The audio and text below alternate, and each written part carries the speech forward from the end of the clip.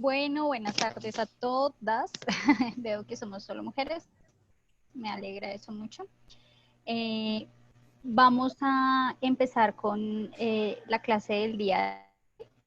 Les voy a pedir que por ahora, bueno, ahorita nos vamos a presentar todas, entonces por ahora apaguemos un poquito cámaras y ya ahorita cuando nos presentemos, entonces las quitamos, las volvemos a reactivar, sobre todo porque tengo una presentación, una ayuda visual, entonces igual no nos vamos a ver y lo que sí puede hacer es que eh,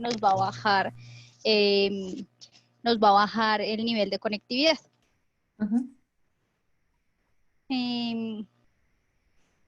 Entonces, bueno. Primero que todo, bienvenidas a este curso, se llama Patrimonio Público, es un poco la idea, como ya habían visto en la guía del curso, revisar este lado B del patrimonio, y que surge un poco no solamente desde mi investigación, desde mis investigaciones sobre historia de los museos y patrimonio y educación, sino también desde pues la práctica. Digamos, me presento, mi nombre es Ana Cecilia Escobar, yo soy historiadora colombiana de la Universidad Nacional de Colombia y tengo una maestría en educación de la Universidad Federal do Rio Grande do Sul. Y pues desde el pregrado, desde ya hace unos cuantos años, he trabajado temas de museos, enseñanza de la historia, y desde hace algunos años, desde hace pocos años, pues eso se ha juntado un poco con el tema de lo que ahora llaman como apropiación social del patrimonio. Y por eso les digo un poco más desde la investigación, pero también desde la práctica que he tenido en museos, museos universitarios, museos que llamaríamos como instituciones públicas de la Universidad Nacional de Colombia. Trabajé en varios de esos museos en la parte educativa y también como consultora, y con el Instituto Distrital de Patrimonio Cultural, que ya son en temas de la ciudad. Trabajé en un programa de apropiación social del patrimonio que hacíamos con niños y jóvenes y profesores de la ciudad. Digamos que más o menos ahí va digamos, mi experticia ya en el área, y pues este curso resulta un poco desde mis reflexiones que van en torno a eso, que van en cuanto a lo investigativo, lo que nosotros ya sabemos y bueno, no sabemos también del patrimonio, y lo que pasa en la realidad del día a día, que va un poco más allá, o bueno, se contrapone un poco a ese discurso que todos nosotros conocemos sobre el patrimonio, que es un poco, diría yo, eh, ya casi que se enmarca en este positivismo tóxico y que no deja ver o tal vez lo hace notar más como estas prácticas que no son tan deseables para los que conocemos un poco más sobre el patrimonio mismo. Entonces, un poco sobre eso quiere tratar este curso, y pues antes de seguir, como yo ya me presenté, me gustaría que ustedes se presentaran, y para los chicos que van a ver esta clase desde las sesiones grabadas, pues les pido que en el Google Classroom también desde ahí se presenten para que todos también los podamos conocer, aunque no vayan a estar en estas sesiones virtuales. Entonces, no sé quién quiere comenzar.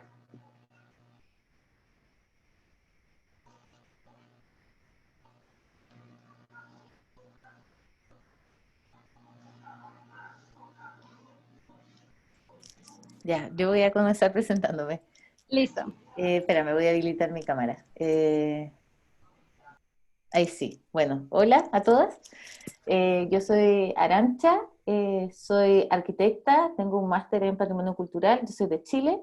Trabajo actualmente en el Consejo Nacional o sea, en el Centro Nacional de Conservación y Restauración, que es una entidad estatal del gobierno, y me interesa mucho el curso a propósito del tema como de lo público, no solo como mi rol de arquitecta, sino también como por mis estudios de patrimonio, donde creo que no solo relacionado a la restauración o a la conservación, sino también como al entendimiento del patrimonio como una totalidad. ¿Qué más? Bueno, he desarrollado mi trabajo en oficinas de restauración de inmuebles patrimoniales, en investigación sobre patrimonio como un poco más amplio, sobre todo en patrimonio territorial o de gran escala. Y eso, básicamente, sí. Ok, bienvenida. De verdad, es un gusto tenerte acá. Chévere que alguien con toda tu experiencia vaya a estar aquí aportándonos al debate. Creo que ya todos conocemos, si no desde la investigación o bueno, desde las lecturas más académicas, y desde la práctica un poco el patrimonio y un poco de lo que aquí vamos a hablar, no solamente la parte más académica sobre estas teorías que hay alrededor del patrimonio, sino sobre la práctica. ¿Sí? Ese discurso, ¿cómo se está llevando al cotidiano y a lo que nosotros trabajamos? ¿Sí? Y cómo llevando como a controversias y tal vez a desencantos alrededor del patrimonio que nos está impidiendo trabajar ya con comunidades. Entonces, es un poco a lo que va y lo vamos a ver desde varios ejes que ahorita más adelante les voy a comentar. Se escucha un poco cortada tu conexión. Voy a apagar mi No cámara. sé si Fernanda quiere también presentar. No sé quién más se quiera presentar. Bueno, ¿me escuchan? Sí. Hola a todos, mi nombre es Fernanda Gutiérrez. Soy egresada de la licenciatura de Administración Turística y trabajo en el Museo Internacional Barroco. Durante estos años que he egresado, he estado trabajando en la parte de patrimonio y museos, más en la educación de museos. Y pues actualmente estoy haciendo mi tesis acerca de patrimonio cultural, específicamente en la parte del patrimonio artístico. Y es por ello que me inscribí a este curso. Ok, muchas gracias. Espero que me estén escuchando bien. Si no, me escriben por chat en cualquier momento, ahorita que ya empecemos más con un poquito más magistral la clase, me van diciendo cómo está en la conexión. Muy chévere, el turismo también es un tema bien interesante dentro del patrimonio. Ese va a ser también una de nuestras sesiones. Precisamente le vamos a dar un toque al turismo porque en algún momento también se presentó como El Salvador de todo lo que iba a ser el trabajo de patrimonio en comunidades y pues tal vez no resultó tan así. Me parece muy chévere y pues espero que eh, todas las clases que vamos a tener de aquí en adelante puedas estar y pues obviamente tus preguntas serán bien recibidas para todos. Entiendo yo que la mayoría de ustedes tienen trabajos de investigación andando y pues que tienen unos intereses muy particulares sobre este curso en particular.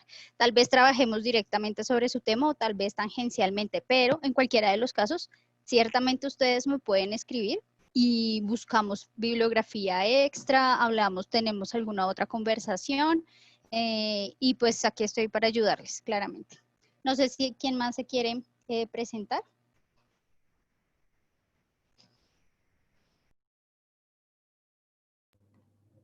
Hola, Escuchamos. mi nombre es Isabel, soy de Chile, trabajo en el Centro Nacional de Conservación y Restauración. Soy restauradora especializada en piedras y metales y eso, historiadora del arte. ¿Qué más? Perfecto, perfecto. Me gusta mucho tenerlas acá. Va a ser bien interesante mostrar el otro lado del patrimonio, tal vez desde mi experiencia, que no es tanto el de la restauración, sino el de la educación. Vamos a poder entablar conversaciones maravillosas, puedo asegurarlo. No Muchas sé quién gracias. más, me faltan dos personitas por presentarse o una tal vez, ¿ya? Sí, me falta Ale, eso. Yo, sí, hola. ¿Me escuchas? Sí, Sí. te escuchamos. Bueno, yo soy Alejandra, trabajo con Isabel y con Arantxa en el Centro Nacional de Conservación, soy restauradora de profesión y, y estoy dedicada a la restauración de monumentos y últimamente trabajando mucho con los monumentos públicos. Ok, perfecto, me encanta. Justamente uno de mis temas de investigación y me pareció increíble cuando Isabel me contactó para hablar para ingresar al curso fue el de los monumentos. Antes en los años 70, tal vez, sí, 70, por lo menos aquí en Colombia se trabajó mucho el tema de monumento nacional. Ujú. que después se convirtió en bien de interés cultural. Ese cambio de paradigma a mí me parece supremamente interesante y creo que no se ha explorado del todo, y como todavía igual se mantiene el término de monumento para hablar pues de monumentos que están en espacios públicos.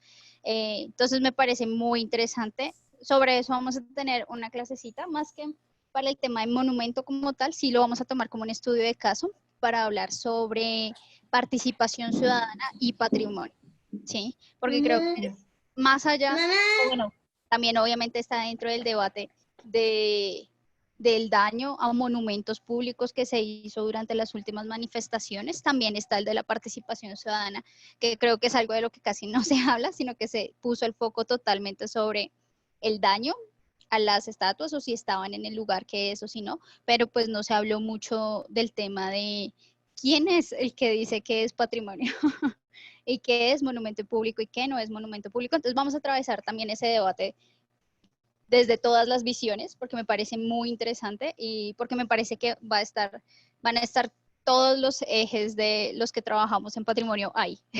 Están justo en esa discusión. Entonces, creo que ya no nos falta nadie más que presentarnos. Los que van a estar en clases grabadas, les pido que se presenten también para todos en el espacio que dejé. Y bueno, entonces, continuemos un poco. Voy a cerrar esto. Y vamos a hablar un poco sobre los temas del curso. ¿Listo? Digamos que si bien este tiene 6 sesiones, vamos a trabajar 3 ejes, si quieren, que van a atravesar todos y cada uno, tanto de los debates como de los estudios de casos que vamos a tener, que es un poco la metodología de la clase, ¿sí? La metodología de mis clases magistrales durante estas 6 sesiones va a ser desde estudios de casos, no estudios de casos del siglo XIX, todos tranquilícense, sino desde estudios de casos muy contemporáneos que voy a intentar que sean lo más globales posible, por lo menos de este lado del mundo, que sean muy cercanos a todos nosotros y pues que nos ayuden realmente como a revisar un poco y a poner en duda nuestras propias categorías y definiciones sobre lo que creemos que es patrimonio. Y para esto entonces los ejes del curso va a ser primero, y si se dan cuenta todo lo puse como pequeños choques, como historiadora que soy.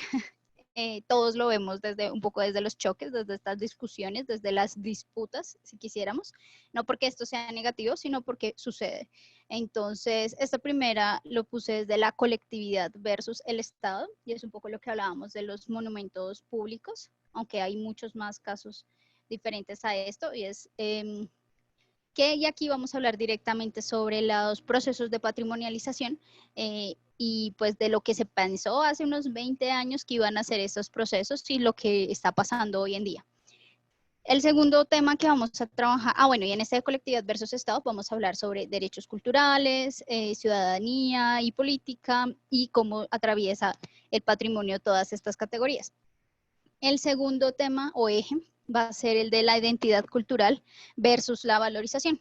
Creo que este es uno de los ejes que a mí más me parece problemáticos, porque el patrimonio ha jugado en ese doble sentido de que el patrimonio es identidad y se ha vuelto una lucha por la identidad de muchas comunidades, pero al mismo tiempo ha hecho que esa comunidad se valorice económicamente y que su identidad se vuelva un objeto de consumo. Y eso, más que impactado positivamente, ha impactado negativamente a la comunidad de muchas formas. De eso también vamos a hablar en varias sesiones. Y el último es sobre el patrimonio versus la propiedad privada. Y aquí me interesa mucho el tema de los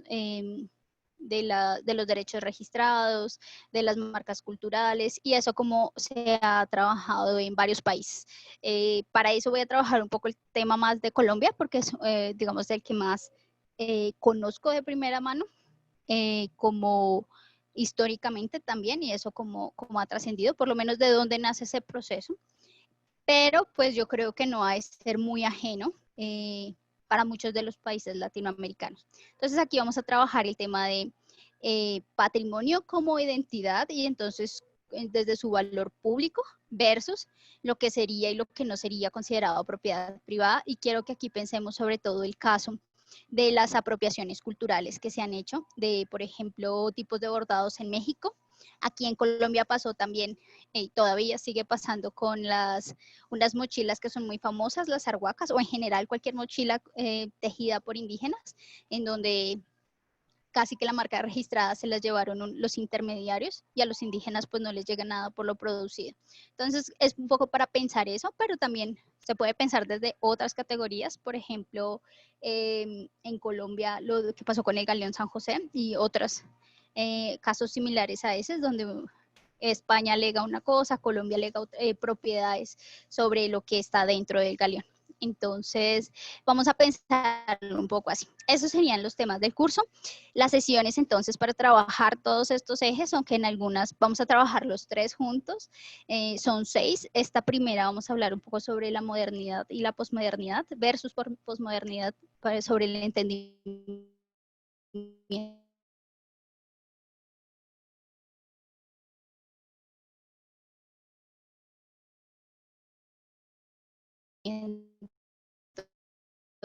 del patrimonio, en una abrebocas simplemente para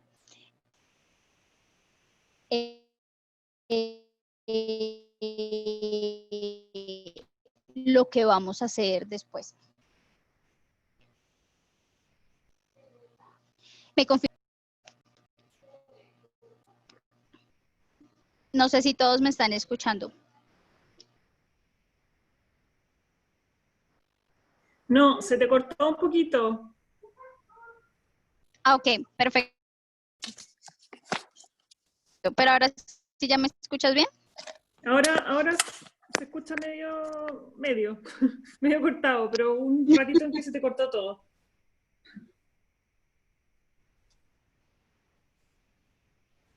Ah, ok, perfecto. Bueno, espero que sea en la parte en donde la sesión.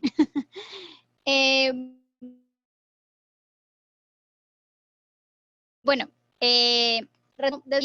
vamos a hablar de un coltonio y sus diferentes significados a través de la historia. No nos vamos tanto en el cuadros, no, ¿sí? O sea, el jueves que viene vamos a trabajar sobre esta pregunta.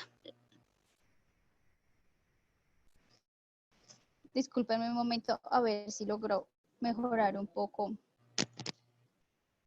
la...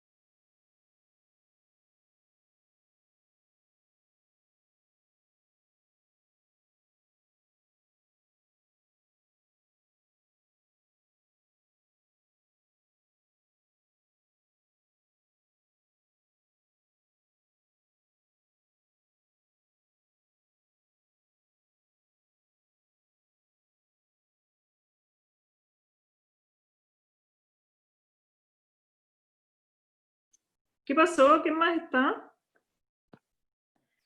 Yo estoy, de hecho quedé como host, no sé por qué. ¿Quedaste como anfitriona? Sí, así que tengo que esperar a que ella vuelva. Yo también sola? estoy, yo pensé que era el Ah. Tommy que estaba conectado al Play y me está quitando internet. Ah, pero ella también estaba con mala señal. Sí, ella estaba con mala señal. Justo ahora que voy a hacer tarea, tocarlo.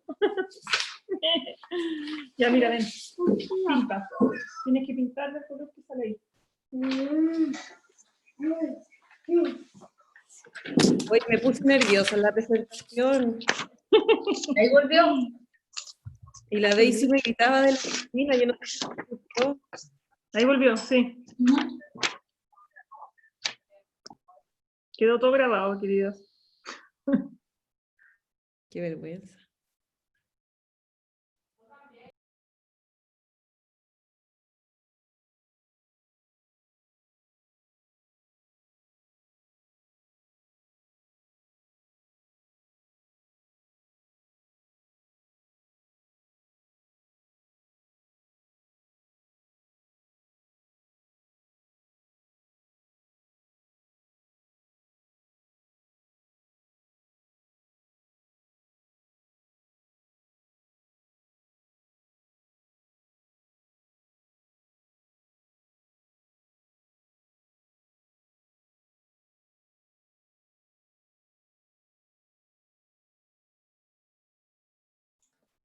Parece que otra vez tuvo problemas. Estoy aquí de nuevo de host.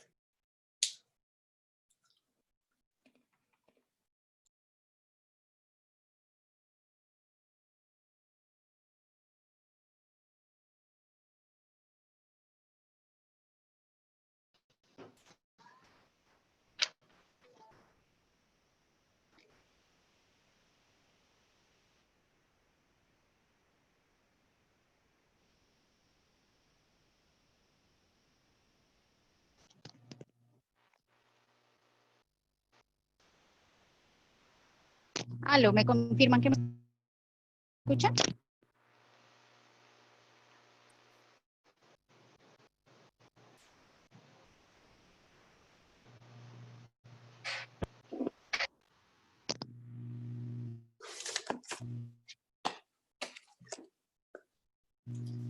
Te Aló. escucho un poco, pero cortado aún.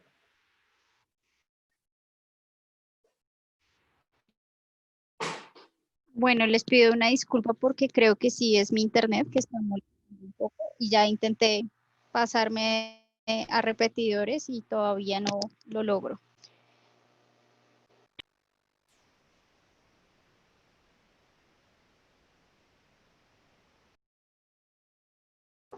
Esperemos a ver un segundito a ver si se me estabiliza un poquito la conexión. Voy a detener mi video.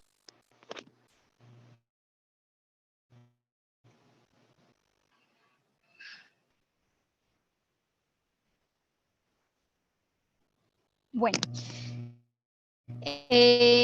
voy a intentar continuar. Voy a hablar un poco más despacio. A veces eso mejora la estabilidad. Y continuamos. Si se vuelve a cortar, por favor, si me escriben para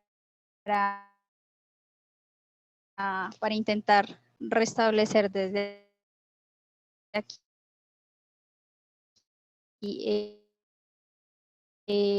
Entonces, les decía, la segunda sesión y en las últimas décadas en donde se ha vendido un poco este discurso de que es la solución a todos nuestros malestares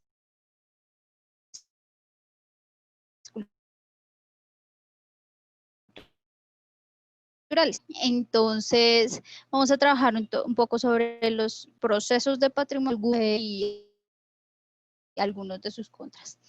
Para la tercera sesión, vamos a hablar entonces ya de los usos y abusos políticos del patrimonio, pensando en estas preguntas de quién, para qué y por qué ese patrimonio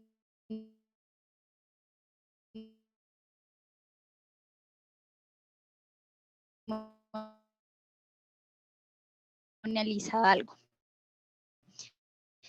En esta sí sería colectividad versus Estado. Sí. Quiero hablar sobre un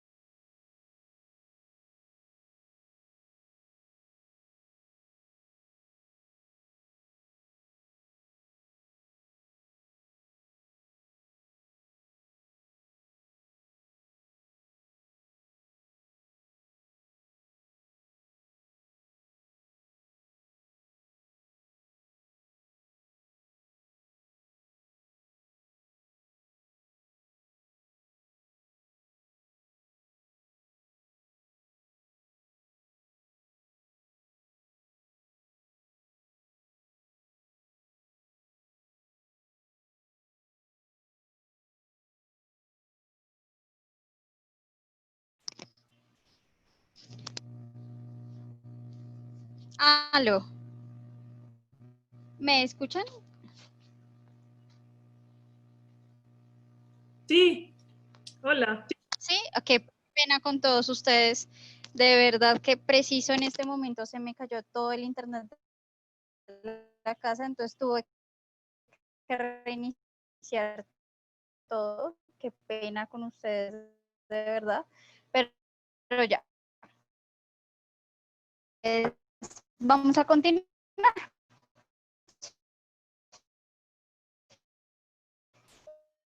Vamos a acabar un poquito más tarde, eso sí, los 10 minuticos que perdimos en estas cuestiones más técnicas, pero pues esperemos. Bueno, entonces, como les decía, nuestra tercera sesión entonces va a tratar un poco sobre los usos y abusos políticos del patrimonio y vamos a ver el tema de algunos de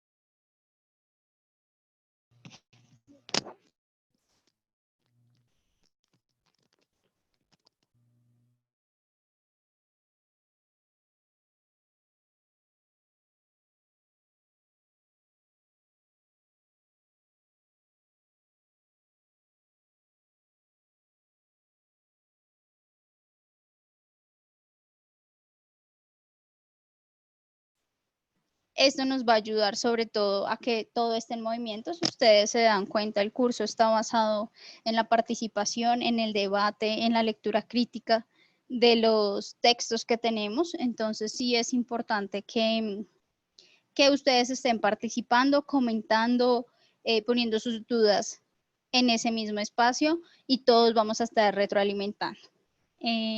Si no se comunican conmigo durante 2 sesiones consecutivas, pues serán dados de baja sin derecho a reembolso. Esto me parece importante, sobre todo, bueno, en los dos casos, si ustedes no pueden estar en las sesiones virtuales, siempre van a estar las sesiones grabadas por algún inconveniente, pero igual es necesario que se comuniquen conmigo para que no los esperamos. A veces, sobre todo cuando no somos muchos, mi intención es esperarlos a todos para que no empiecen la clase cortada, sino que todos podamos estar y empezar al unísono. Entonces, es importante que me digan si no van a estar para no esperarlos y empezar la clase de una vez con todos los que vamos a estar.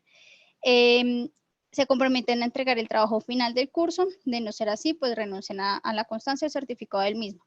Aquí creo que es bueno acotar que el hecho de que entreguen el trabajo final del curso no significa que vayan a pasar como tal el curso, que vayan a obtener su certificación. La idea es mantener los mejores estándares de calidad posibles en eso, y eso significa pues que vamos a ser muy rigurosos. ¿Qué es lo que se espera del trabajo final? Bueno, ahorita hablaremos un poco más de ello, pero por lo menos el trabajo final debe estar acompañado de una participación constante, de una asistencia, que el trabajo final un poco muestre lo que ustedes estuvieron viendo en el curso, por lo menos las lecturas que les hemos puesto durante estas sesiones, ¿sí? Y algunos de los debates que tenemos en clase. Entonces, es importante entender eso y pues lo que les decía, entregar el trabajo final no significa que haya una constancia, porque la idea es que demuestre todo lo realizado durante las sesiones. Debes dar aviso a tu docente si vas a faltar alguna sesión. Esto es un poco de lo que hablábamos antes. Puedes entregar trabajos y tareas pendientes antes del término del curso. Esto es de hacerlo de acuerdo al tiempo y forma en que vamos a indicar. Por ahora lo que a mí más me interesa es que ustedes sí o sí traigan las lecturas leídas a la clase. Voy a intentar dejar algunas preguntas base como para hacer una especie de foro, pero pues yo sé que todos están ocupados con sus trabajos y bueno, todo lo que se viene con la contingencia no es tan fácil estar tan pendiente de estas cosas, pero lo mínimo que sí espero son lecturas leídas ¿Por qué? Porque hoy voy a explicar un poco más las lecturas, algunos comentarios que hay sobre ellas, porque sé que la mayoría no la hizo por los tiempos, pero de aquí en adelante sí espero que estén leídas y sobre eso vamos a empezar. Sobre dudas, sobre cuestionamientos que hayan sobre las mismas, explicaré algunos conceptos si hay alguna duda sobre eso y empezaremos con el debate. En cuanto al trabajo final, ya les doy los tiempos que vamos a tener para eso. Igual, digamos que es una fecha estimada, pero pues vamos viendo en el avance del curso cómo nos va. Entonces, sí, sin embargo, la idea sería que ustedes empezaran casi que al unísono de las sesiones a mirar cuál va a ser su trabajo final, cómo lo van a desarrollar, etcétera, etcétera. Yo no tengo ningún problema con que me envíen sus trabajos finales para una primera revisión y después sí entregar el final. Me parece que es mejor. Podemos establecer, si quieren, un término, una fecha intermedia para los que me quieran entregar el trabajo, digamos como el esquema, por lo menos, que me lo entreguen y ya el final, para que venga pues mucho más como en limpio.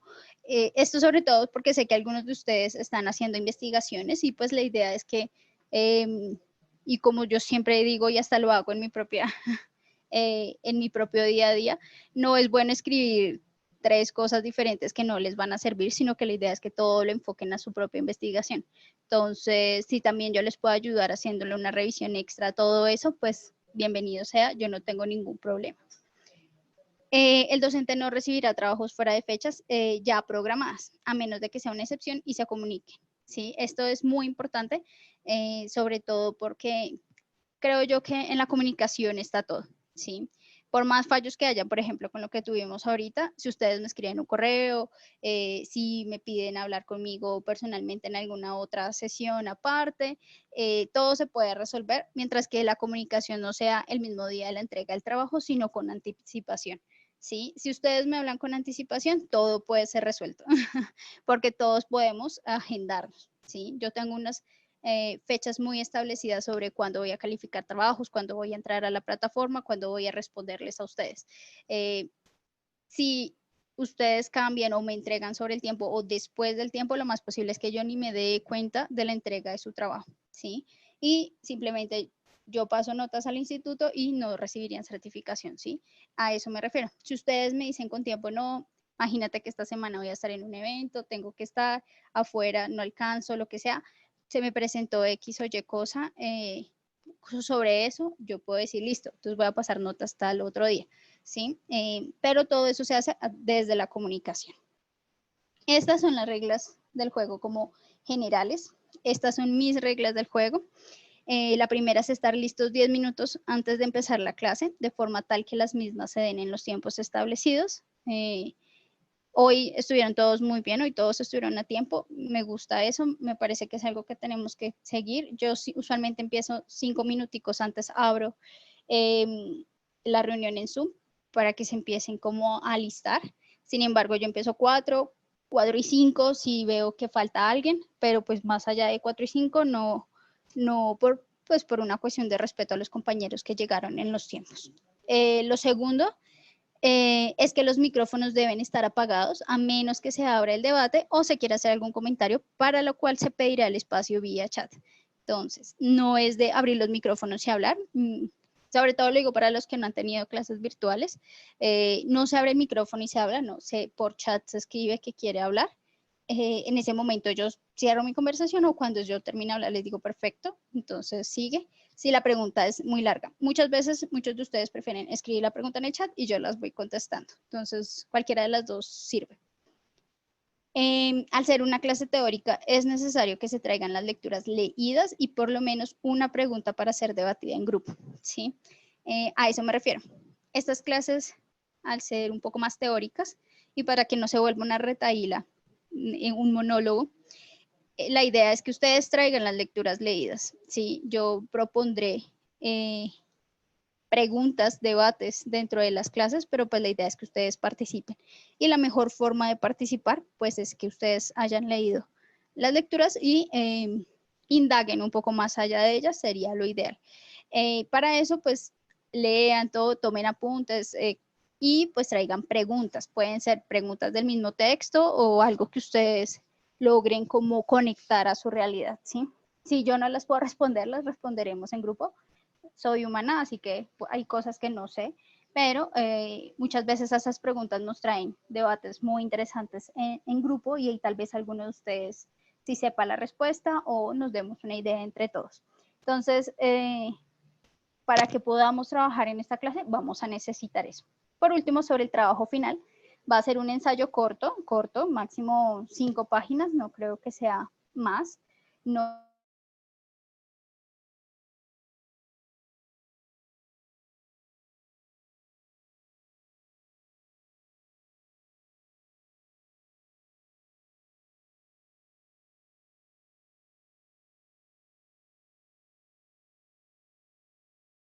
ensayo.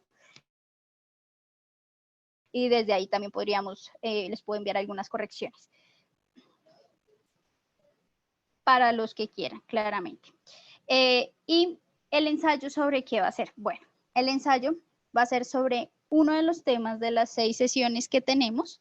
Ustedes van a escoger, no necesariamente tiene que ser el tema en general, sino pueden escoger algún estudio de caso en particular o el tema, pero relacionado a otro estudio de caso que no digamos, hayamos discutido dentro de las sesiones.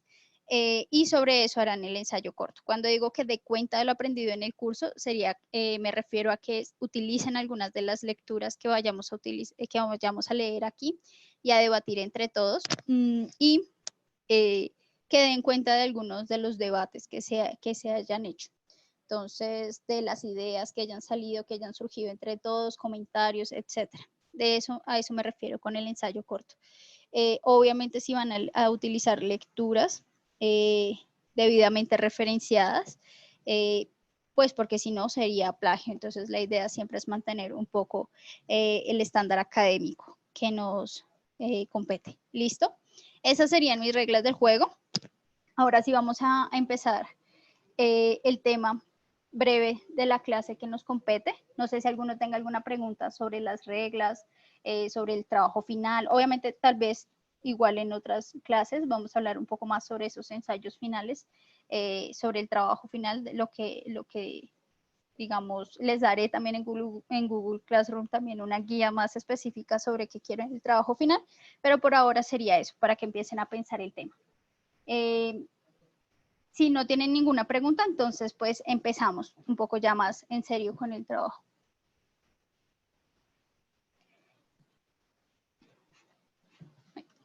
Perfecto. Entonces, hoy vamos a hablar un poco sobre esta relación de patrimonio e historia. Si se dan cuenta, aquí me estoy devolviendo un poco al siglo XVII. No duraré mucho en él, no es mi intención, sino que lo que quiero es que veamos un poco esta trayectoria del patrimonio. Usualmente estas son imágenes que se utilizan para mostrar los antecedentes de lo que actualmente es un museo, pero al mismo tiempo, y si ustedes encuentran la relación, mucho de lo que es un museo, sino todo, es lo que nosotros consideraríamos patrimonio, ¿cierto? Entonces, esta relación va, digamos, estrechamente ligada desde mucho antes del siglo XVII, mucho antes de los griegos, que es usualmente, digamos, el punto inicial que se le da a los museos, y podemos casi que reconocerlos desde algunos, digamos, ansias humanas del coleccionismo, ¿sí? Digamos que para mí esos antecedentes van mucho más allá de Grecia y empiezan a pensarse desde la intención humana del coleccionar cosas, del tener cosas. Y va obviamente evolucionando y complejizándose, sería la mejor palabra para eso, en esto que nosotros ya conocemos como las cámaras de las maravillas o los gabinetes de curiosidades, que trabajan desde lo exótico o desde lo que nosotros ahorita conoceríamos como patrimonio artístico, ¿sí? Si se dan cuenta, a su izquierda, en las cámaras de maravillas de Verona, vamos a trabajar, vemos claramente que no se trata simplemente de pinturas, que es más, no hay, sino que vamos a trabajar especies, ¿sí? Esta es una cámara que trabaja historia natural, lo que nosotros conocemos como historia natural, pero que se trata desde el exotismo, ¿sí? Desde qué tantas especies hay en el mundo. Y esa fue una de las primeras, por ejemplo, intenciones cuando se empezaron a crear museos en América Latina, es explorar la biodiversidad, llamémoslo así, que había en el territorio. A la derecha, ya hablando del gabinete de curiosidades, que esta es una de las imágenes más, digamos, tradicionales para hablar sobre gabinete de curiosidades, trabajamos ya entonces lo que es un poco más, no lo exótico, sino precisamente como los cánones normales que hablaríamos de arte,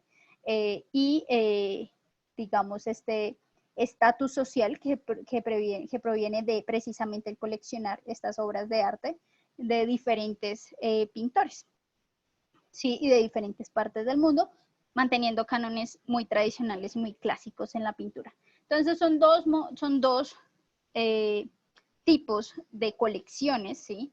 Pero que nos hablan de algo. Primero, del mundo, sobre todo en la parte del exotismo, y es el mirar el afuera, mirar el otro, ¿sí?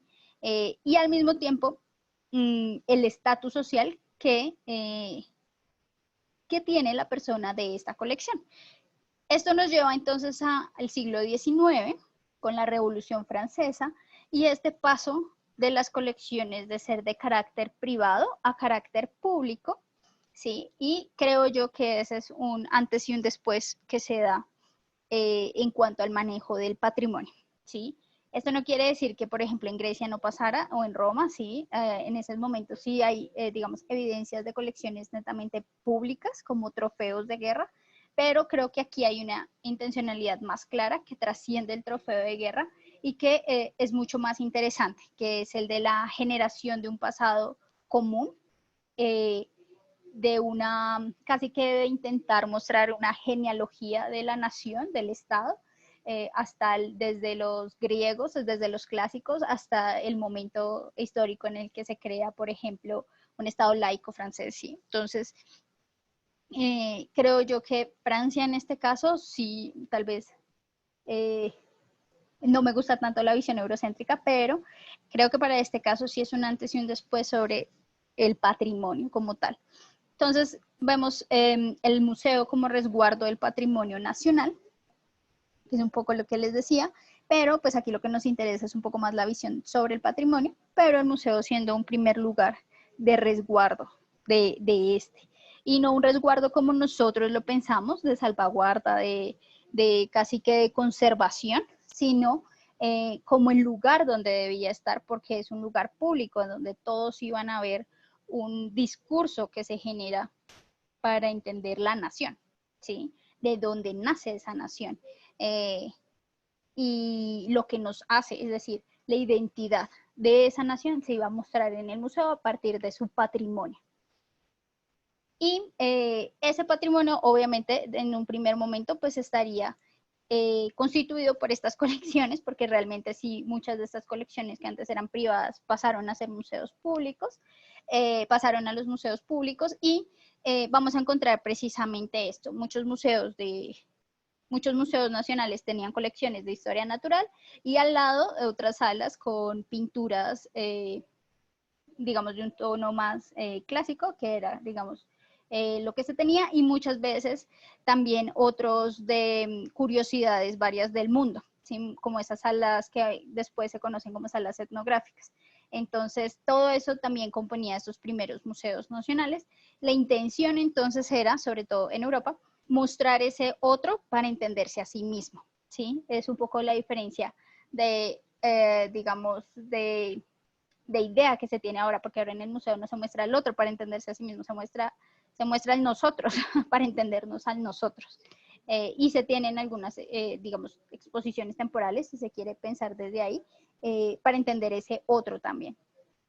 Entonces, este es un poco el paso que yo hago desde el siglo XVII hasta el siglo XIX-XX, pero tal vez a brochazos muy amplios, muy gruesos, que dejarían muchas cosas por fuera, pero que plantean precisamente estas ideas sobre el patrimonio. Un patrimonio que era unas colecciones en un primer momento, con unos estándares muy particulares, que producían un estatus social en el que lo tuviera, y que después pasan, ya vemos un primer cambio acá, de colecciones privadas a colecciones públicas, y que estaban endosados en un discurso nacional, que pretendía precisamente endiosar a la nación, o o generar una nación, más bien generar una nación y crear identidad. Esto nos lleva entonces a la lectura que teníamos para el día de hoy, que les recomiendo para los que no la han leído que le hagan una lectura. No es muy larga, precisamente, podríamos utilizar este libro de Regímenes de Historicidad de François Hartog, pero pues no es mi intención tampoco. Digamos que esa parte teórica es un poco más difícil de lo que vamos a plantear acá, pero creo que nos funciona la entrevista, es una entrevista la que les pongo ahí que le hacen al historiador, en donde se tocan digamos, esta teoría más general sobre historiografía, pero para el tema que nos compete, que sería el del patrimonio y el de la memoria, ¿sí? Un poco para entender entonces la lectura, que para los que no la han hecho, que la van a hacer, François Hartog es un historiador francés, nació en 1946, sigue vivo, sigue produciendo, y él empieza a hablar un poco de esta teoría de regímenes de historicidad, en donde él, bueno, ahorita hablaremos un poco más de eso, pero vamos a hablar un poco del contexto. La mayoría de las personas que han escrito sobre museos, por lo menos, o bueno, sobre historia cultural, o los primeros que escribieron fueron los franceses desde los anales, este historiador viene como a sumarle un poco más a esto, diría yo, desde dos vertientes. Una, que es el de un clásico, que si no lo han leído espero que lo lean, es un poco difícil encontrar la versión en español, pero son los lugares de la memoria de Pierre Nora, y esto está enmarcado en una serie de libros que él editó y que hablan precisamente sobre esos lugares de la memoria, que es creo que uno de esos lecturas que sí o sí hay que hacer alguna vez en la vida. Y él inaugura como este tema de estudiar como el museo desde una visión más desde la historia cultural. Pero al mismo tiempo él también se embarca en otra visión, en otro momento histórico, en donde empezamos a ver libros del talante. Obviamente esto venía un poco también desde la Segunda Guerra Mundial, desde finales de la Segunda Guerra Mundial, y es el de Francis Fukuyama, que es El fin de la historia y el último hombre. Entonces, viene también desde esa vertiente, en donde la visión moderna del progreso cae, pero ahora sí cae. Antes se pensaba que tal vez, ¿no? En este momento ya hay una certeza de que no existe tal progreso, y que empezamos a ver una serie de, como que empezamos a vivir más bien una edad un poco más catastrófica de lo que sería la historia de la humanidad. Entonces, con esta mirada un poco más pesimista sobre la historia y el porvenir, empiezan a generarse este tipo de libros y de discusiones sobre el por qué la historia, para qué la historia, etcétera, etcétera. Y Hartog se pronuncia sobre eso desde esta teoría de regímenes de historicidad, que me parece que es muy interesante para trabajar el hecho del patrimonio y por qué nosotros entendemos el patrimonio ahora como lo entendemos. Entonces, ¿qué son los regímenes de historicidad? Entonces, él dice que es la forma en cómo nosotros vemos la historia en ciertos momentos digamos, de nuestra misma historia, ¿sí? Perdón, valga la redundancia. Entonces él dice que es estas conexiones que hay entre el pasado, el presente y el futuro. Todas estas conexiones son diferentes según en el siglo y en la época en donde nosotros estemos situados. Según él, dice que el antiguo régimen, o sea, todo antes de la Revolución Francesa, estaba pensado desde el pasado.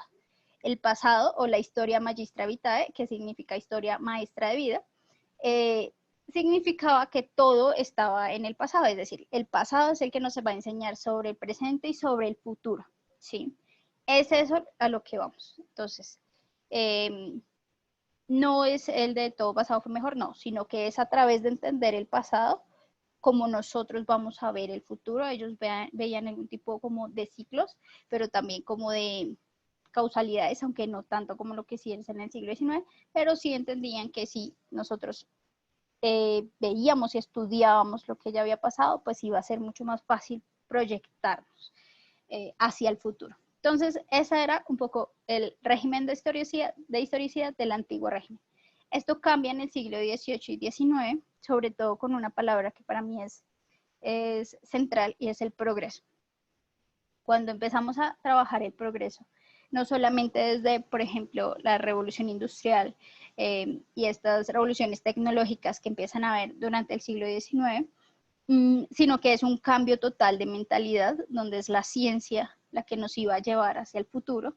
Entonces empieza, este autor cree que este régimen de historicidad pasa de darle total importancia al pasado a darle total importancia al futuro, ¿sí? Entonces recae todo.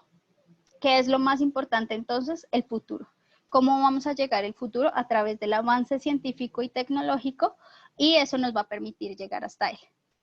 ¿El pasado importa? No, el pasado ya no importa, aunque se entiende que hay causa y efecto, lo importante es el efecto, el futuro, ¿sí? Entonces todo recae en él. Aquí tenemos una visión tal vez un poco más positiva sobre el futuro y hacia lo que vamos a ir. Todo lo que hagamos ahora va a terminar en un futuro. Si nosotros pensamos, ya saliéndonos un poco del tema del patrimonio, pero sí.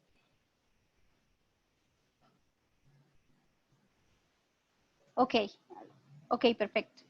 Ahí va a estar todo grabado, entonces va a ser para que termines de ver la sesión desde ahí. Gracias por estar con nosotros, Alejandra. Entonces, bueno, entonces seguimos. El siglo XIX. Entonces tenemos lo del siglo XIX, entonces vemos una mirada hacia el futuro. Esto es un poco más, digamos, a veces se ve y en los textos de esta época se ve un poco más, digamos, positivista en el sentido de ver lo positivo en el futuro, que íbamos a llegar a algo mejor. Y pues que todo lo que estábamos haciendo ahorita era para eso. Una confianza total hacia la ciencia, y eso era lo que les permitía pensar que igual sea como sea, la ciencia iba a resolver todos nuestros problemas.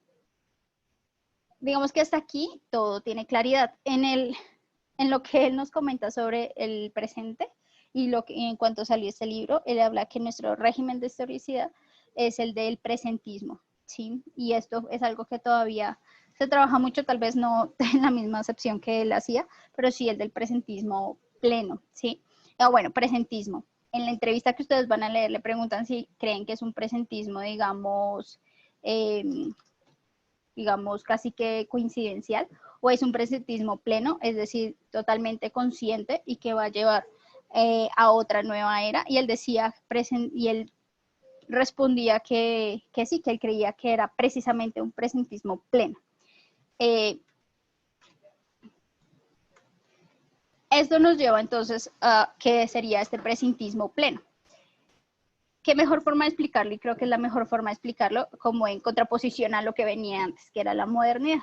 Entonces, un poco lo que hablábamos, el pasado daba forma al futuro, y nuestro presente da forma al futuro, pero la visión es del futuro, o sea, es para el futuro, no es que entendamos desde el pasado para el futuro, sino que todas las acciones que hagamos día a día va a tener un efecto en nuestro futuro, en su mayoría positivo, si nos mantenemos, digamos, en lo que dice la ciencia.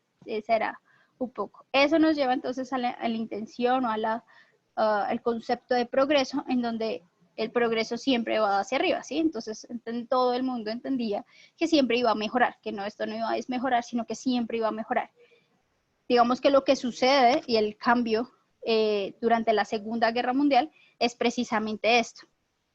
Es darse cuenta que esta promesa del progreso no se dio de la forma en que la gente esperaba y que costó muchas vidas y que llevó al ser humano a unos límites que la gente no pensaba a los que se podían llegar. Pensemos sobre todo en las bombas nucleares, ¿sí? En ese tipo a lo que puede llevarla también la tecnología y la ciencia, que es a esta destrucción masiva. Esto llevó a un pesimismo total, no solamente en la gente, sino en los intelectuales, y a que empezáramos a ver este tipo de textos un poco más negativistas sobre lo que iba a pasar en el futuro. Entonces, esto nos lleva a esa posmodernidad, que quiero llamarla posmodernidad, pero también podríamos llamarla presentismo de Hartog, en donde el futuro presenta una sensación de desastre. Y piensen un poco como en lo que ustedes ven ahora, ¿sí? Cada vez que prendemos las noticias, siempre hay una sensación de desastre. Lo primero que aparece en las noticias son accidentes, tal vez no tan accidentes, desastres naturales, todo lo que le está pasando con la pandemia. Pero aunque no estuviera la pandemia, igual estaríamos en un constante como devenir.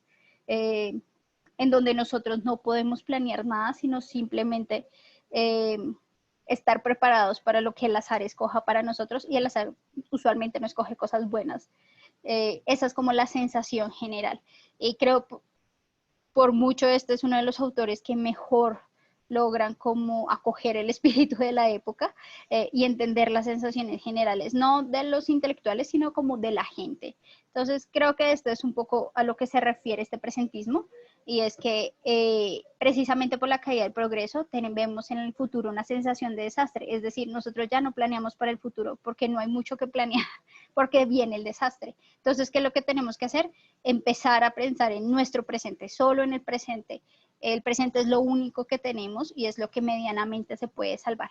Entonces, para Toki, otros, ya otros teóricos como Pablo Viñolo y otros aquí en Colombia, ellos piensan que obviamente pensando todavía desde este hecho teórico de François, que esa sensación de desastre ha hecho no solamente mirar hacia el presente, sino también hacia el pasado.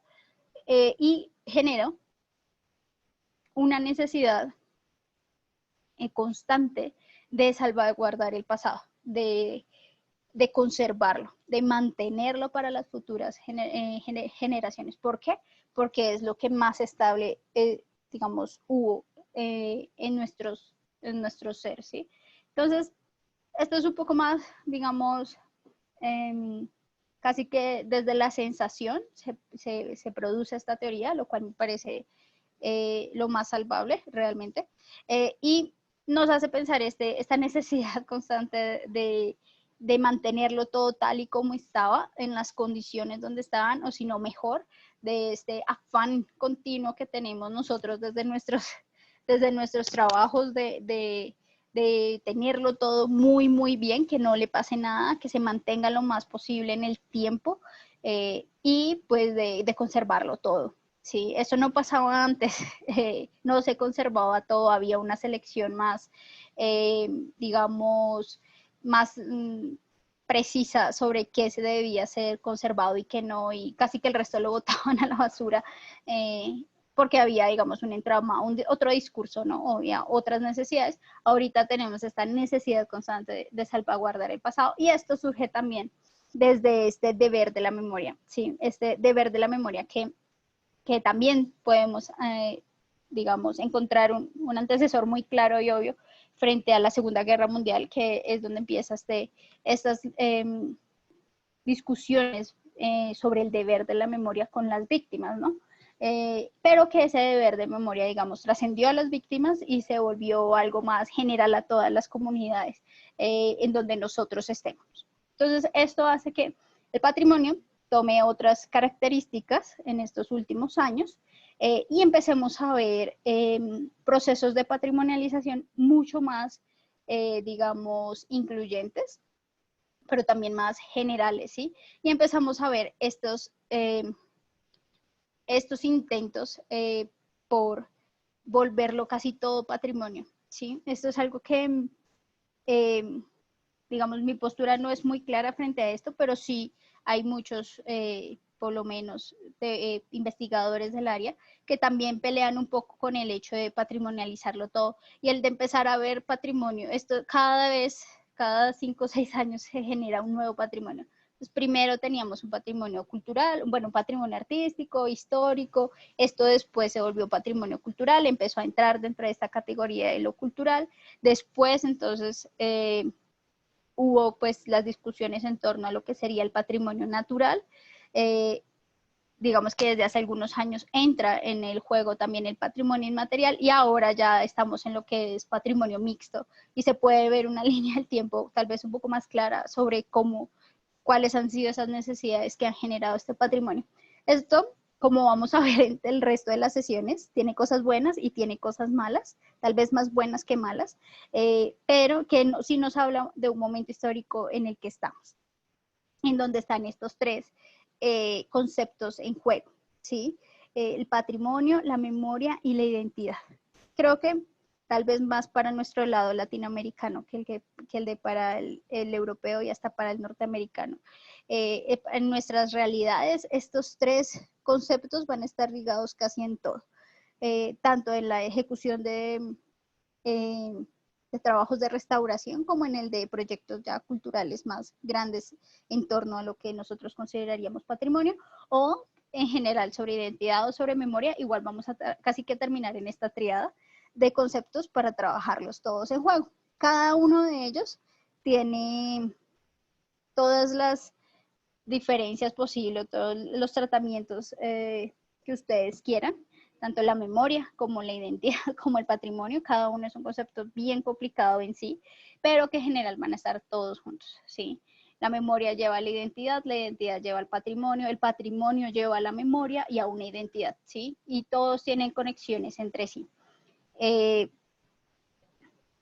Para lo que necesitamos ahora, vamos a trabajar sobre todo la memoria, no desde, bueno, en algunos casos vamos a trabajar la memoria sobre el entendido de la memoria de las víctimas, pero pues esto también se trabaja desde comunidades étnicas, minoritarias, etcétera, ¿sí? Y patrimonio pues lo trabajaremos desde la acepción más histórica de nuestro presente, ¿no? Y intentaré ser lo más específica posible cuando hablo sobre a qué patrimonio me refiero, a qué memoria me refiero y a qué identidad me refiero. Aunque identidad, todos sabemos, es un término que, digamos, que se escurre entre los dedos, ¿no?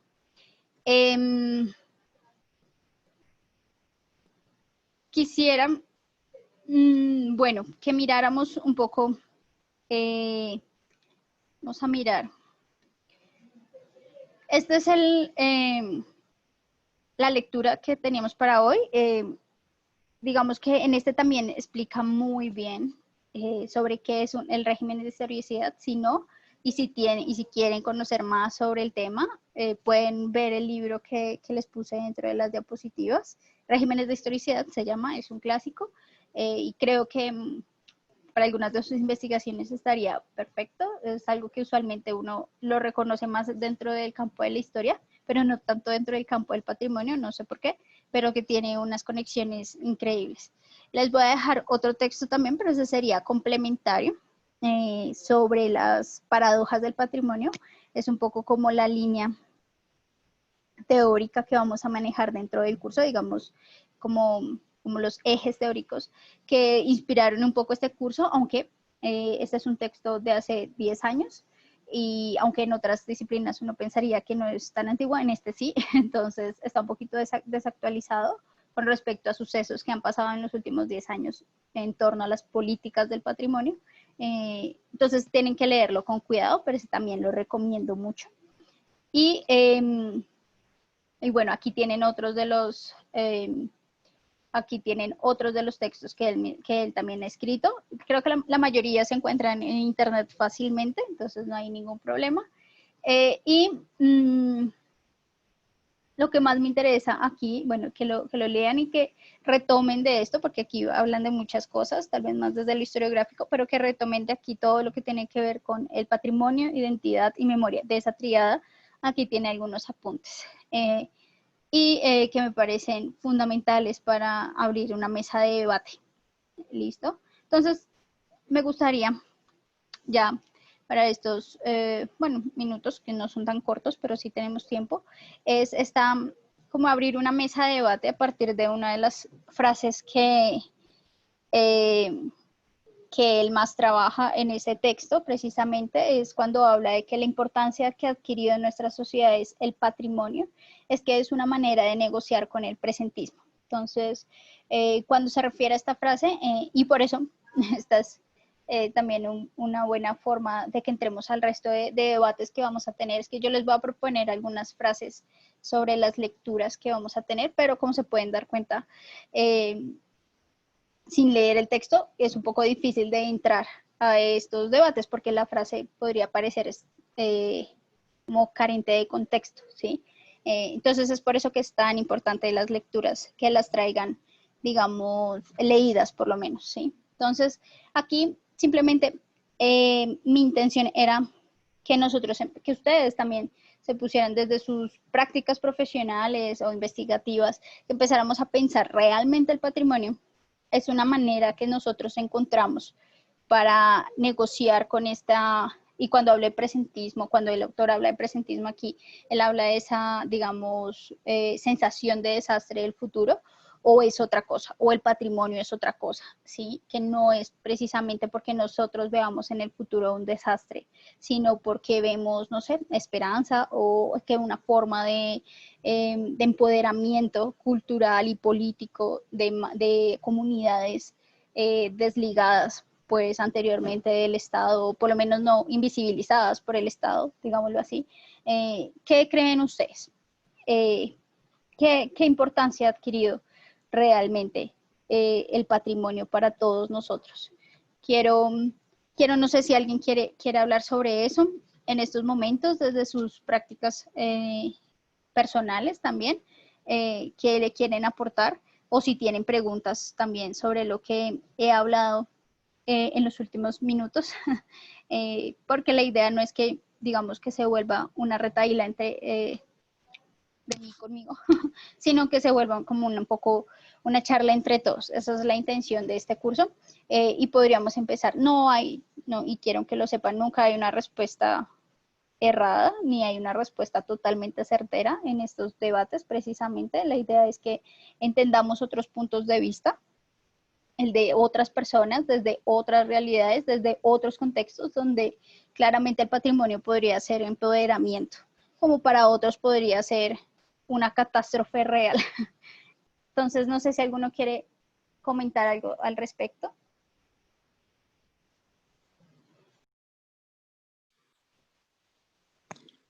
Bueno, yo tengo una duda acerca de lo que menciona en la parte de la lectura, de cómo la memoria es inmemorial.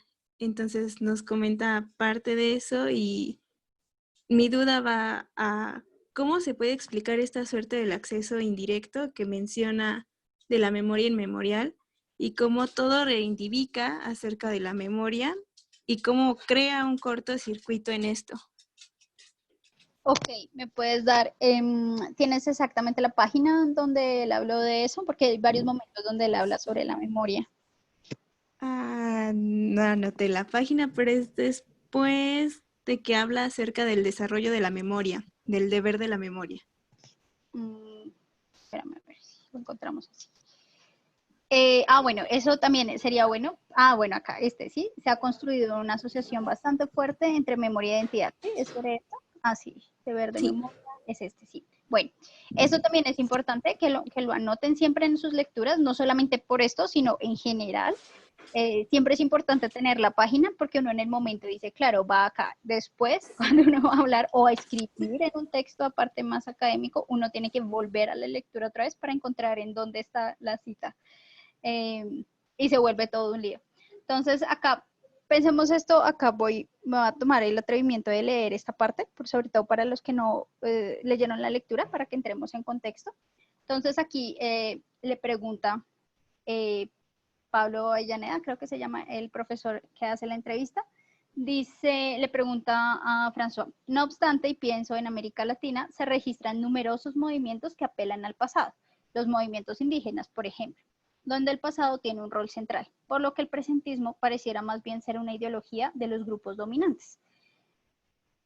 A lo que François le responde, claro, entiendo, el problema sería cómo comprender que vivimos en un régimen presentista al tiempo que se registran múltiples apelaciones al pasado, porque no son solo los movimientos indígenas los que efectúan dicha apelación. Yo creo que esto no es contradictorio, más bien plantearía que es parte de una misma lógica. Este recurso del pasado no es sino un efecto del predominio del régimen presentista, que es un poco lo que yo les hablaba. Ese digamos, sensación de catástrofe lleva un poco al ser humano, según este autor, a resguardarse en el pasado y digamos, en el resguardo y en la salvaguarda de ese pasado. En este caso, y para lo que a nosotros nos compete, ese pasado entendido como patrimonio. Continúo. Hemos visto en nuestro tiempo un gran desarrollo de la memoria, un llamado o un deber de memoria, por parte de toda clase de grupos, de minorías, de víctimas o de descendientes de víctimas. Es un fenómeno que se da en Europa a partir de fines de los 60 y con más fuerza en los 80.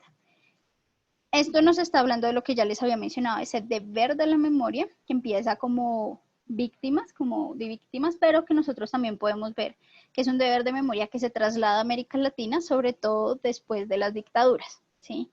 Y es un deber de memoria que todavía continúa hasta el día de hoy, ¿sí? Digamos, pongo una cuestión muy aquí en la mesa, que es, por ejemplo, los últimos acuerdos de paz aquí en Colombia, y que dan, digamos, no fin, pero sí, digamos, es un antes y un después de lo que sería el conflicto armado. Pero resultante de todo ese conflicto armado interno, hay toda una oleada de víctimas de toda índole que empiezan a pedir ese deber de memoria, ¿sí? Entonces, obviamente entendemos que él está hablando desde su contexto más francés, pero que pues es muy que se puede trasladar claramente a lo que nosotros también conocemos aquí en América Latina. Continúo. Entonces, se ha construido una asociación bastante fuerte entre memoria e identidad. Mi memoria es mi identidad y reivindico esta memoria que me define. Lo que es interesante en este movimiento, y bueno, él es por fuerza esquemático, es que habitualmente se reivindica una memoria que no tengo. Es una memoria que quiero darme, una memoria acorde a la necesidad. Me parece que el fenómeno al que usted alude se inserta en este otro más general y que produce un cierto impasse sobre la historia, porque esta memoria que se reivindica es una suerte de cortocircuito entre el hoy y un pasado inmemorial, pero teniendo supuestamente un acceso directo a ese pasado inmemorial. Proliferan las contradicciones en estos casos. Por ejemplo, a propósito de la memoria indígena, se recalca que los conquistadores lo destruyeron todo, pero al mismo tiempo se reivindica el acceso a esta memoria inmemorial, una suerte de acceso directo. Bueno, justamente, y muchas gracias por traer aparte de la lectura, creo que es una con los que más tengo problemas con este autor, pero digamos que sí trae a colación, y creo que él estaba pensando en, digamos, en casos muy específicos, y ese es el problema de generalizar, que por ejemplo puede causar ciertos malestares a gente que lleva muchos años estudiando, por ejemplo, comunidades indígenas, pero creo que él estaba pensando en, repito, digamos, en casos muy específicos que aquí denotó generales y que creo que fue su problema. Cuando él habla de esto, él habla precisamente de esa tríada que yo ya les mencionaba, memoria, identidad y patrimonio, y pues él se replica a esas dos, memoria e identidad. Digamos que él a lo que se refiere es que muchas de estas comunidades, y bueno, me refiero al autor porque tampoco yo personalmente creo que eso sea así, digamos que él lo que pide son casi que pruebas de esa memoria, que él dice pasado inmemorial, o sea que no hay memoria, un pasado sin memoria, pero que muchas, según él, comunidades indígenas apelan que realmente la tienen, ¿sí? Y que son ellos los únicos poseedores de ese acceso directo a esa memoria. Creo que aquí el problema no es ese, sino el de no reconocer, por ejemplo, otros tipos de memoria, ¿sí?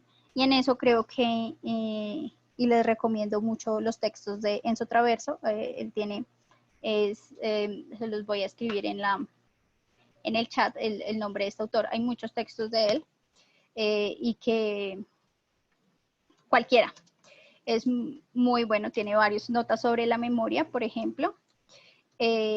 Él hace un trazado sobre el término como tal y sus varias acepciones, y creo que es espectacular para entender, y digamos, tal vez también para controvertir un poco más a François, y es el hecho de que la memoria, como memoria, no tiene digamos, la rigurosidad, si quisiéramos decirlo así, de la historia, ¿sí? Y del trabajo histórico. Entonces son dos cosas diferentes que creo que él está pidiendo a la memoria, cosas que se le deberían pedir a la historia, como digamos, como ciencia histórica, en muchas comillas a ciencia, ¿sí? Y creo que aquí, digamos, confunde estos dos, sí, algo. Cuando él se refiere a eso, entonces es casi que pedirle pruebas a esas comunidades sobre su pasado, Pensemos sobre todo en comunidades que tienen es una tradición más oral que escrita, son, digamos, cuasi oral, en donde pues es una, digamos, retahíla de historias que se han venido pasando de generación en generación. Entonces, él trabaja ese cortocircuito, lo que él piensa que es un cortocircuito entre ese hoy y ese pasado, pero ese pasado pensándolo desde, casi que desde la prueba casi que del patrimonio tangible, de ese patrimonio objetual, ¿sí? Que es algo que nos caracteriza mucho más a las sociedades, digamos, más occidentales, y no tanto a estas memorias, por ejemplo, indígenas, pero pues podrían haber muchas más, ¿sí? Que encajarían dentro de este mismo tipificación. Entonces, es un poco eso a lo que iba él en esta parte, y que nos habla un poco también de cómo se ve desde Europa eso, ¿sí? Y desde su contexto un poco más francés. No sé si espero que haya quedado medianamente claro. Creo que este es uno de esos debates que lleva décadas realmente, sobre qué es memoria, sobre qué es historia, cuáles son las relaciones entre los dos, y por qué se le llamaría memoria y por qué no se le llamaría historia. Y pues digamos que en lo que todos podemos concordar es que pues cuando hablamos con comunidades y sobre todo cuando hablamos sobre comunidades minoritarias, la memoria tiene que ser mucho más flexible para entenderlos a todos. Esto no quiere decir, y eso lo podríamos tratar después en estudios de casos directamente con memoria indígena, que ellos mismos no hayan utilizado eso para otras cosas. Y creo que eso era en los casos en los que él precisamente estaba pensando. Y aquí quiero, porque tal vez sea más o menos impar estos años, no, eso fue hace muchos más años y creo que todavía se sigue haciendo, ¿sí? Y es un poco la misma utilización de esa memoria, digamos, de esa sensación de memoria, de pasado y memorial que muchas comunidades indígenas utilizan para hacer turismo, ¿sí? Y el turismo, por ejemplo, del Amazonas, pensémoslo. Por lo menos del Amazonas colombiano, se utiliza mucho eso, yo diría que el brasilero también, en donde estos indígenas invitan a las personas a que vivan, a que duerman unas noches en sus malocas y les dan toda la experiencia indígena, y les empiezan a contar historias que tal vez no pertenecen a su tradición oral, pero las hacen de un cierto tipo como místico para que pues embelezca al turista extranjero, obviamente, casi que europeo y de otros lugares del mundo. Y con eso pues ellos hacen su vida y su turismo.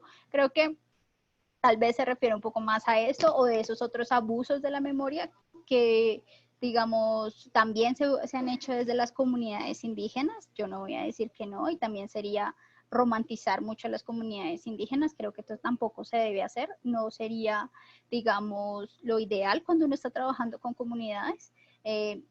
Pero que pues podrían pasar. Entonces que yo creo que le estaba hablando de eso, pero yo casi que diría que esos son casos muy particulares y muy puntuales, que no hablan del común, de las comunidades indígenas que se permiten eso.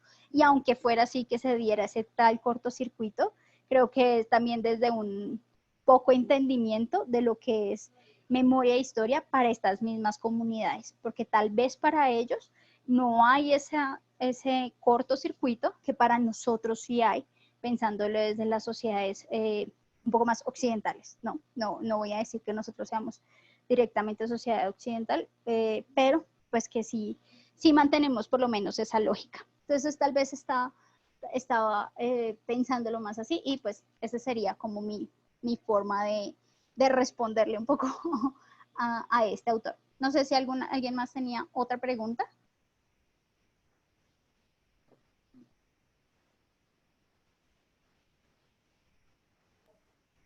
Para mí todo clarísimo, no tengo más dudas.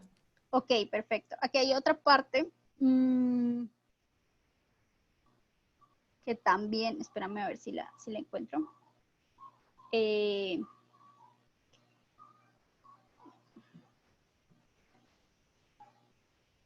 Bueno, esta última parte que era con lo que se terminaba esta pequeña entrevista. No es muy larga, creo que sí es muy sustanciosa. Y aunque ya la leyeron, vuelvan a leer, siempre se sacan más cosas de este tipo de lecturas. Y creo que trataba esta última, que le preguntan para terminar y no desatender el lugar en que nos encontramos y el motivo de fondo por el que usted ha sido invitado al paraíso, que era precisamente hablar sobre patrimonio. ¿Qué nos puede decir de la relación entre una incursión al pasado de tipo patrimonial y este régimen de historicidad presentista? Y pues él responde, así como he afirmado que hay un vínculo entre memoria y presentismo, también se puede afirmar que hay un vínculo entre patrimonio y presentismo, lo que no quiere decir que ambos se reducen al presentismo. Pero la importancia que ha adquirido en nuestras sociedades el patrimonio es que es una manera de negociar con el presentismo. El patrimonio fundamentalmente es un concepto para periodos de crisis. Cuando tenemos la impresión de que todo desaparece, nos vemos invadidos de un deseo de preservar lugares, objetos o maneras de actuar que nos den algo parecido a unos puntos de referencia firmes. Una idea principal del presentismo es que todo puede ser patrimonio, que habría que conservar todo, pero al mismo tiempo se destruye mucho. Creo que en esta parte resumen muy bien de todo lo que hemos hablado digamos, la visión que él tiene, que aunque, digamos, vamos a ver que hay algunas cosas en las que podríamos no estar de acuerdo con él, en muchas creo que él presenta muy bien estas casi que paradojas, pero por lo menos no paradojas, contradicciones que se presentan en la actualidad, ¿sí? Y creo que esa última línea lo dice todo. Es como todo puede ser patrimonio y por eso habría que conservarlo todo, pero al mismo tiempo se destruye mucho. Entonces, y quiero que esa idea si no las llevamos, porque es una idea en la que yo sí voy a estar todo el tiempo, digamos, gravitando alrededor de ella, es que el patrimonio como tal lleva las disputas sobre el patrimonio, ¿sí? El patrimonio puede ser un concepto casi que tuviera aura propia y brillara por sí solo, pero alrededor de él y desde la práctica vamos a ver que tiene muchas contradicciones en sí misma y muchas disputas alrededor de él. Disputas no solamente económicas, sino también políticas y también sociales, que generan esto que él dice, ¿sí? Todos lo queremos conservar, pero al mismo tiempo se está destruyendo. Que eso sea bueno o malo, bueno, eso es algo que también podríamos entrar a discutir. Y que por mi parte creo que hace parte como de los procesos históricos que cada comunidad lleve, ¿sí?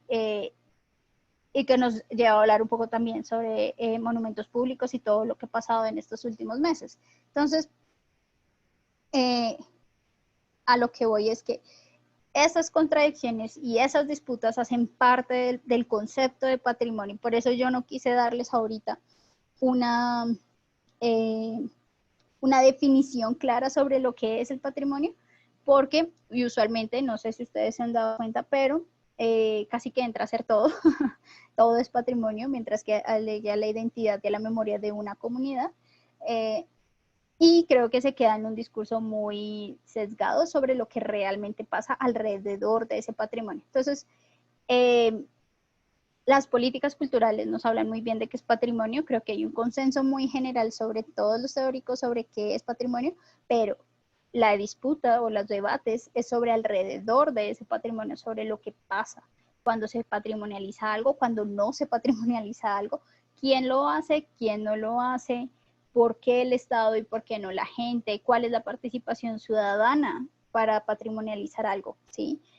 Porque muchas veces no es tenida en cuenta realmente, no hay como una discusión sobre eso y simplemente se patrimonializa y ya, según algunos intereses, en su mayoría políticos. Entonces, es sobre esto, sobre lo que vamos a hablar, y en este caso pues lo traje desde el presentismo, porque creo que este autor, como ya les había dicho, logra mostrar la sensibilidad de una época, y aunque aquí le preguntan qué el presentismo podría ser, exacto, sí, aunque aquí el presentismo, el entrevistador lo hace ver como si fuera una ideología casi que de una clase, me parece a mí que es algo que trasciende un poco eso, y que precisamente trasciende en el momento en el que hay conflictos, ¿sí? Pensémoslo desde los monumentos públicos, que fue lo que sucedió hace poco.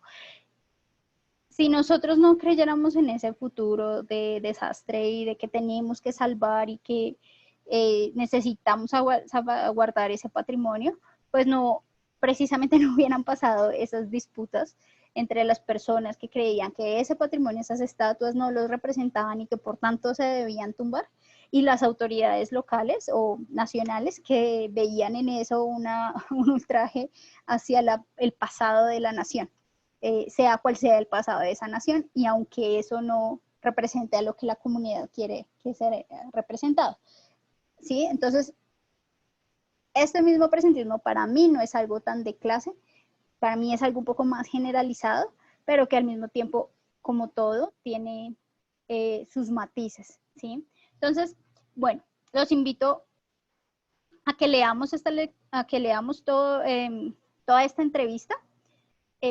Esta mesa de debate, vamos a hacer una cosa, voy a dejar esta mesa de debate como foro para que empecemos a discutir un poquito más sobre eso. Creo que la discusión nos ayuda, y sobre todo a mí, que pensemos un poco más de autores. También yo les puedo recomendar más autores, pero desde la discusión yo me acuerdo, yo empiezo a acordarme de más autores, o según a donde se vayan sus propias preguntas, también les puedo incluir algunas cosas también para buscar. Y lo podemos dejar como foro para que lo hagamos desde ahí. Empecemos toda esta semana también a trabajarle a eso y a lo que sigue. Porque la siguiente lectura sí va a ser un poquito más larga. Va a ser el de un clásico también de Prats, que es sobre patrimonio y la activación patrimonial. Es un texto también ya tiene sus años, y me gusta eso porque lo podemos debatir un poquito más, pensar, y quiero que se piense en esa lectura en clave: ¿todavía sucede así? ¿Hay algo que sí está funcionando? ¿Hay algo que ya no está funcionando así? ¿Qué pasa en mi país? ¿Qué pasa en mi comunidad? ¿Qué pasa en mi contexto? Lo que él me dice sí o no se rige mucho a lo que pasa realmente aquí, se da de otra forma, etcétera, ¿sí? Él lo hizo hace unos tantos años, entonces sí puede estar, y está un poquito claramente, digamos, desfasado en algunas cosas que han pasado en estos años, pero creo que es un buen punto de inicio para lo que vamos a hacer ese día. Y bueno, para reflexionar en lo último, me gustaría traer esta que les decía que era, digamos, como la base teórica de este curso, más allá de las lecturas que vamos a hacer sesión a sesión,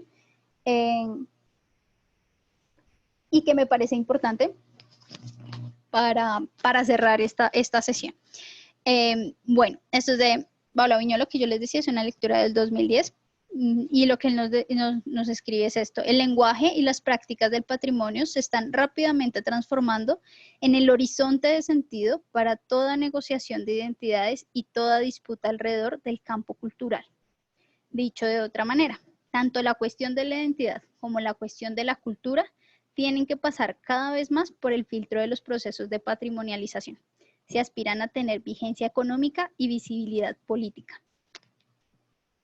Este párrafo me gusta mucho porque nos da, es el abrebocas para lo que se viene en la siguiente sesión, y es pensar en esas prácticas de patrimonialización y cómo el volver algo patrimonio ya no da estatus social, sino estatus político a la comunidad que patrimonialice algo, lo que sea, desde su patrimonio cultural al natural hasta el inmaterial, por ejemplo.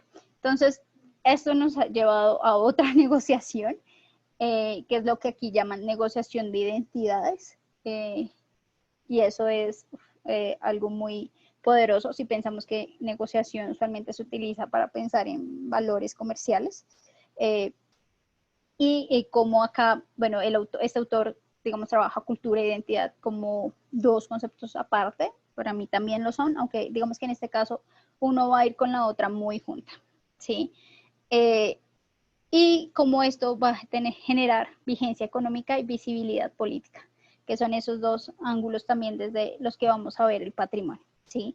¿Qué pasa cuando algo se convierte en patrimonio? Tanto para convertirlo en objeto de valor comercial, pensando en el turismo, o su visibilidad política, pensando, por ejemplo, en comunidades víctimas de conflictos, ¿sí? En general, conflictos, guerras, etcétera.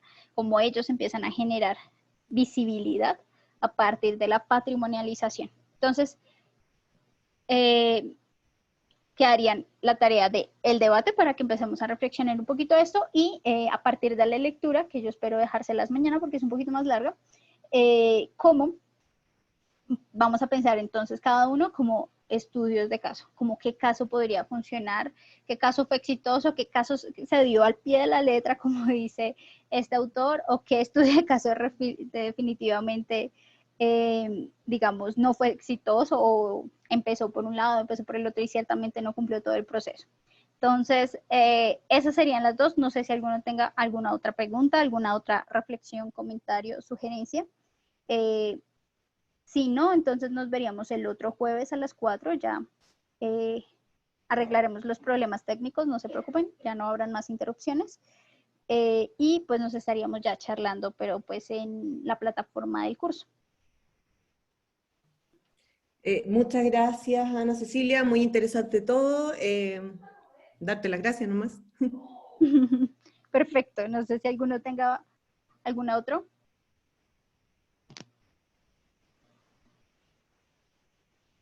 Listo, entonces, nos vemos dentro de 8 días, espero verlas a todas. Con todas las lecturas, estudios de casos, piénsense algunas cosas. Lo que les digo, yo conozco sobre todo algunos casos muy, digamos, emblemáticos de otros lugares de Latinoamérica, pero sobre todo en Colombia, y ya les voy a hablar sobre otros más internacionales, pero sería genial que cada uno de ustedes trajera algunos casos de estudio, no solamente que ustedes conozcan, sino también en el que hayan trabajado, ¿sí? Y que se den cuenta de esos choques y de esas disputas que hay alrededor del trabajo que ustedes están haciendo. Creo que estos cursos teóricos lo que nos ayuda es un poco a reflexionar desde nuestra práctica profesional y cómo podemos mejorarla, claramente. Esa es la intención. Entonces, no siendo más, chicas, me despido. Muchas gracias por su participación, por su paciencia hoy. Y nos veremos dentro de 8 días.